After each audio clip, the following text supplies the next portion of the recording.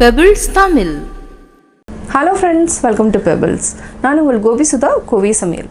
நம்ம இன்னைக்கு செய்ய போகிறது கோதுமை அல்வா. இது வந்து என்னன்னா ரொம்ப சுலபமாக 1:1:1:2 அந்த விகிதத்தில் தான் நம்ம செய்ய போகிறோம். இது உங்களுக்கு ரொம்ப ஈஸியாக புரியும். அதாவது புதுசாக வந்து கற்றுக்கிறவங்களுக்கு ரொம்ப ஈஸியாகவும் இருக்கும். அதாவது 1 கப் கோதுமை மாவு, 1 cup sugar, 1 cup ghee, 2 cup அளவுக்கு நம்ம தண்ணி விட்டு தான் செய்ய போகிறோம். இது வந்து ஈஸியாக மைண்ட்லேயே வச்சுக்கலாம். இப்போ எப்படி செய்கிறதுன்னு பார்க்கலாம். இப்போ நம்ம நைவேத்தியமாக படிக்கிறதுக்கு இது வந்து என்ன ஒரு பிரசாதம் தான்.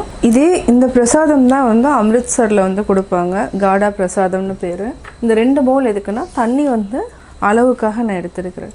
பார்த்திங்கன்னா மொத்தமாக 5 கப் அளவுக்கு இவ்வளோ தான். இது பார்த்திங்கன்னா ஒரு 30 கிராம்ஸ் 40 கிராம்ஸ் தான் இருக்கும். ஆனால் வரப்போ வந்து கொஞ்சம் நல்லா நிறையா வரும். இப்போ வந்து எப்படி செய்கிறதுன்னு பார்க்கலாம்.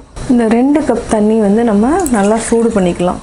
ஒரு கடாய் எடுத்துக்கலாம். அதாவது நான்ஸ்டிக் பேன் எடுத்துக்கோங்க. அதுதான் வந்து ஈஸியாக இருக்கும். கேஸ் ஆன் பண்ணிக்கலாம். நல்லா சூடாகட்டும். 1 கப் அளவுக்கு கீ ஆட் பண்ணிக்கலாம். அப்படியே வந்து 1 கப் அளவுக்கு கோதுமை மாவு ஆட் பண்ணிக்கலாம். இது அப்படியே நல்லா பொன்னிறமாக வறுத்துக்கலாம்.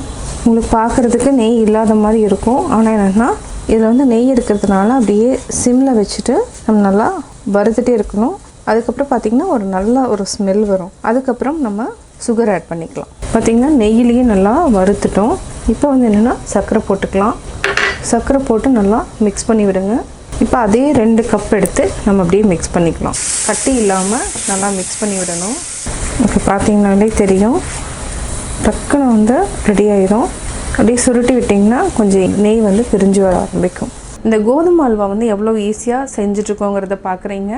அதாவது என்னென்னா இதை வந்து நெய்வேத்தியத்துக்கு நம்ம படிச்சுக்கலாம். அதாவது சூரிய பகவானுக்கு படிக்கலாம், விநாயகர் சதுர்த்தி, கிருஷ்ண ஜெயந்தி எல்லாத்துக்குமே கொடுக்கலாம். அதே மாதிரி ஸ்பெஷலி பார்த்திங்கன்னா நவராத்திரி அன்னைக்கு வந்து இந்த பிரசாதம் வந்து நம்ம வந்து நெய்வேத்தியமாக படைக்கலாம். இப்போ இதே மாதிரி விதத்தில் நீங்கள் செஞ்சுட்டே வரலாம். அதாவது ரொம்ப ஈஸியாகவும் இருக்கும். இப்போ பாருங்கள், கீ நல்லா அதாவது மெல்ட்டாகி வர மாதிரி இருக்கும். இந்த ஸ்டேஜில் நம்ம ஆஃப் பண்ணிக்கலாம். இப்போ பார்த்திங்கன்னா அப்படியே நெய் வந்து பிரிஞ்சு வர ஆரம்பிக்குது. சுருண்டு வர ஸ்டேஜில் நம்ம ஆஃப் பண்ணிக்கலாம். பார்த்திங்கன்னா இந்த மைசூர் பாகு செய்கிறப்போ எப்படி வந்து இருக்குமோ அதே மாதிரி வர ஆரம்பிக்கும்.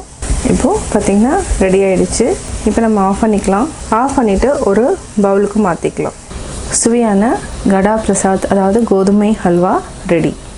கோதுமை அல்வா எப்படி செஞ்சீங்கிறத பார்த்தீங்க. நீங்களும் வீட்டில் ட்ரை பண்ணி பாருங்கள். பார்த்துட்டு உங்களுடைய கமெண்ட்ஸ் எனக்கு சொல்லுங்கள். லைக் பண்ணுங்கள், ஷேர் பண்ணுங்கள், மறக்காமல் சப்ஸ்கிரைப் பண்ணுங்கள். Pebbles Tamil.